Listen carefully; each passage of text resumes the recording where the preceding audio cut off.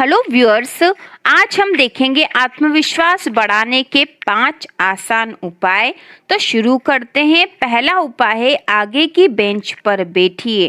कभी आप मीटिंग में, क्लासरूम में या किसी और तरह की सभा में इस बात पर गौर किया है कि पीछे की सीटें सबसे पहले भर जाती है। ज़्यादातर लोग पीछे की लाइन में इसलिए बैठते हैं ताकि वे लोगों की नज़रों में न आए, और वे लोगों की नज़रों में आने से इसलिए बचना चाहते क्योंकि उनमें आत्मविश्वास नहीं होता। आगे बैठने से आत्मविश्वास बढ़ता है। इसका अभ्यास कीजिए। आगे से यह नियम बना ले कि आप जितनी आगे बैठ सकते हो बैठे। यह बात तो पक्की है कि आगे बैठने से आप थोड़े ज़्यादा नज़रों में रहते हैं, परंतु याद रखें, सफलता के लिए लोगों की नज़रों में रहना जरूरी होता है। दूसरा उपाय है नजरें मिलाकर बात करने का अभ्यास करें। आदमी किस तरह अपनी आंखों का प्रयोग करता है, इससे भी हमें उसके बारे में काफ़ी जानकारी मिल सकती है। अगर कोई आपकी आंखों में सीधे नहीं देखता है तो आपके मन में यह सवाल तत्काल आ जाता है, यह आदमी क्या छुपाने की कोशिश कर रहा है? यह आदमी किस बात से डरा हुआ है? क्या यह मुझे धोखा देना चाहता है? इस आदमी के इरादे क्या हैं? आमतौर पर आंखों के संपर्क में असफलता से दो बातें पता चलती है। पहली यह, मैं आपके सामने आने पर असहज महसूस करता हूँ।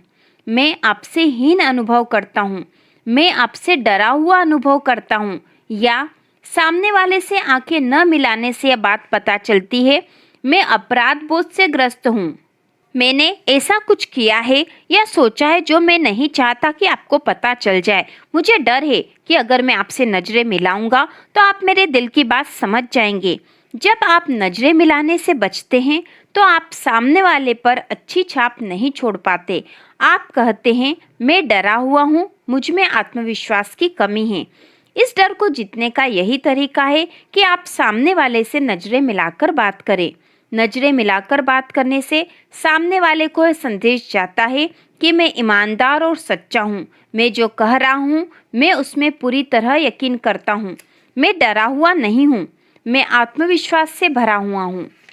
अपनी आंखों से काम लीजिए। दूसरे आदमी की आंखों में आंखें डालकर बात कीजिए। इससे न सिर्फ आप में आत्मविश्वास आ जाएगा, बल्कि इससे सामने वाला भी आप पर विश्वास करने लगेगा। तीसरा उपाय है 25% तेज चलिए। जब मैं छोटा था तो काउंटी सीट पर जाना ही अपने आप में एक रोचक अनुभव होता था। जब सारे काम हो चुके होते और हम कार में लौट आते तो मेरी माँ अक्सर कहा करती थी, यहाँ थोड़ी देर चुपचाप बैठो और देखो लोग किस तरह चल रहे हैं। माँ इस खेल को बहुत अच्छी तरह से खेलती थी। वे कहा करती थी, उस आदमी को देखो, वह परेशान सा दिख रहा है। या तुम्हें क्या लगता है वह महिला क्या करने जा रही है? या उस आदमी की तरफ देखो, वह कोहरे में लिपटा हुआ लगता है। लोगों को चलते हुए देखना सचमुच मजेदार था। मनोरंजन का यह तरीका फिल्म देखने से सस्ता पड़ता था। मुझे बाद में पता चला कि इस खेल को खेलने के पीछे माँ का एक कारण यह भी था, और इससे ज्यादा शिक्षा भी मिलती थी।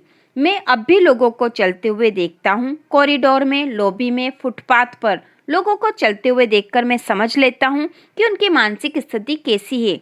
मनोवैज्ञानिक झुकी हुई मुद्रा और सुस्त चाल का संबंध खुद के बारे में, अपनी नौकरी के बारे में, अपने आसपास के लोगों के बारे में अप्रिय रवैये से जोड़ते हैं। परंतु मनोवैज्ञानिक यह भी बताते हैं कि आप अपनी मुद्रा को बदलकर और अपने चलने की गति को बदलकर अपने रवैये को सचमुच बदल सकते हैं। आप भी देखिए, अगर देखेंगे तो आप यह पाएंगे कि शरीर की क्रिया मानसिक क्रिया का परिणाम है। जो आदमी हारा हुआ है, जो आदमी चोट खाया हुआ है, वह मरा मरा चलता है, सुस्त चलता है, उसमें आत्मविश्वास 0 होता है। औसत लोग औसत चाल चलते हैं, उनकी गति औसत होती है। उनके चेहरे पर लिखा होता है, मुझे अपने आप पर नाज नहीं है। एक तीसरा समूह भी होता है। इस समूह के लोगों में प्रबल आत्मविश्वास होता है। वे आम आदमियों से तेज चलते हैं। उनकी चाल में फुर्ती होती है। उनकी चाल दुनिया को बताती है, मैं किसी महत्वपूर्ण काम से किसी महत्वपूर्ण जगह जा रहा हूँ। इससे भी बड़ी बात यह है कि जो काम में 15 मिनट बात करने जा रहा हूँ, मुझे उसमें सफलता मिलेगी। आत्मविश्वास बढ़ाने के लिए 25% तेज चलने की तकनीक का प्रयोग करके देखें। अपने कंधों को सीधा कर ले, अपने सिर को ऊपर उठा ले और थोड़े तेज कदमों से आगे की तरफ बढ़े चले। आप पाएंगे आपका आत्मविश्वास भी बढ़ चुका है। कोशिश करें और परिणाम खुद देखें। चौथा उपाय अब हम देखेंगे, बोलने की आदत डालें। कई तरह के समूहों के साथ काम करते हुए मैंने यह पाया कि बहुत से समझदार और योग्य लोग चर्चाओं में भाग नहीं लेते। चर्चा के दौरान उनका मुंह ही नहीं खुलता। ऐसा नहीं कि उनके पास बाकी लोगों जितने अच्छे विचार नहीं होते या वे बोल नहीं सकते। इसका कारण सिर्फ यह होता है कि उनमें आत्मविश्वास नहीं होता।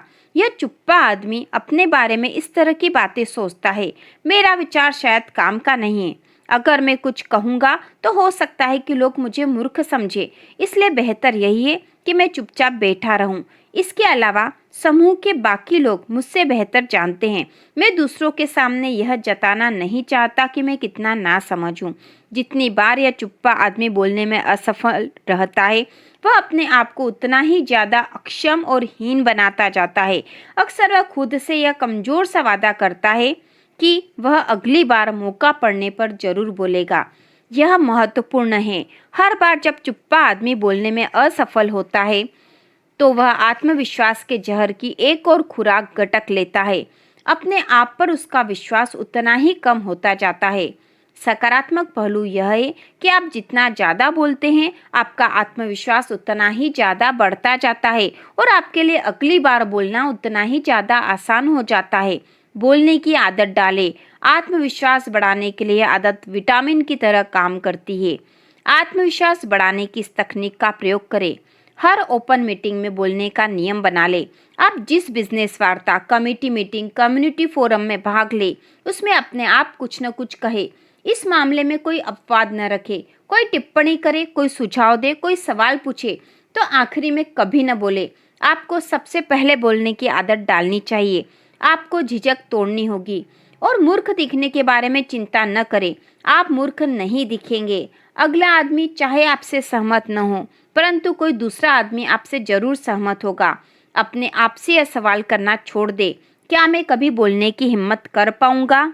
इसके बजाय समूह का ध्यान आकर्षित करने का लक्ष्य बनाइए ताकि आप बोल सके।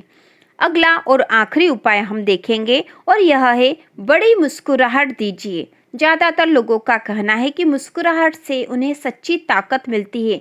उन्हें बताया गया है कि मुस्कुराहट आत्मविश्वास की कमी को दूर करने के लिए एक बढ़िया दवा है, परंतु ज्यादातर लोग इस बात में इसलिए यकीन नहीं करते क्योंकि जब वे डरे होते हैं तो वे मुस्कुराने की कोशिश ही नहीं करते। यह छोटा सा प्रयोग करके देखिए। आप पराजित अनुभव करें और बड़ी मुस्कुराहट दें। एक साथ एक ही समय में यह संभव नहीं, आप ऐसा कर ही नहीं सकते। बड़ी मुस्कुराहट आपको आत्मविश्वास देती है। बड़ी मुस्कुराहट आपका डर भगाती है, चिंता दूर करती है और निराशा हर लेती है। और एक सच्ची मुस्कुराहट सिर्फ आपके आत्मविश्वास को ही नहीं बढ़ाती या सिर्फ आपके मन से बुरी भावनाओं को ही नहीं हटाती। सच्ची मुस्कुराहट से लोगों का विरोध भी पिघल जाता है और यह तत्काल होता है।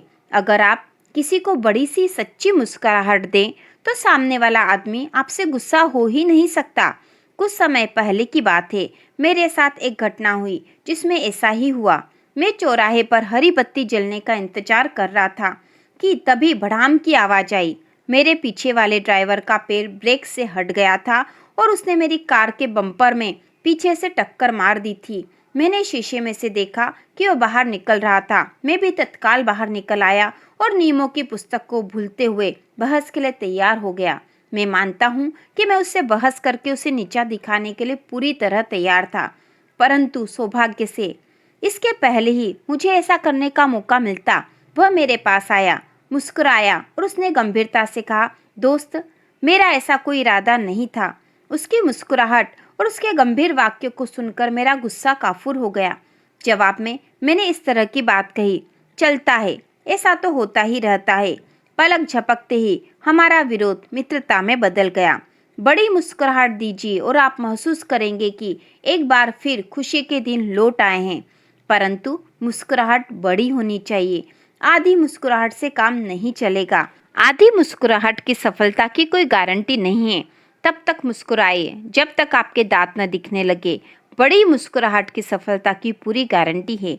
मैंने कई बार सुना है, हाँ, परंतु जब मैं डरा हुआ होता हूँ या मैं गुस्से में होता हूँ तो मेरी मुस्कुराने की इच्छा ही नहीं होती। बिल्कुल नहीं होती होगी, किसी की नहीं होती। परंतु यही तो खास बात है कि आप ऐसे वक्त भी खुद कहे, मैं मुस्कुराकर दिखा दूंगा।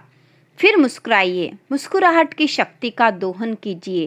तो इस प्रकार आज हमने 5 उन उपायों को पढ़ा है जिनका प्रयोग करके आप अपने आत्मविश्वास को बढ़ा सकते हैं। तो इसी प्रकार के और वीडियो देखने के लिए चैनल को सब्सक्राइब कीजिए।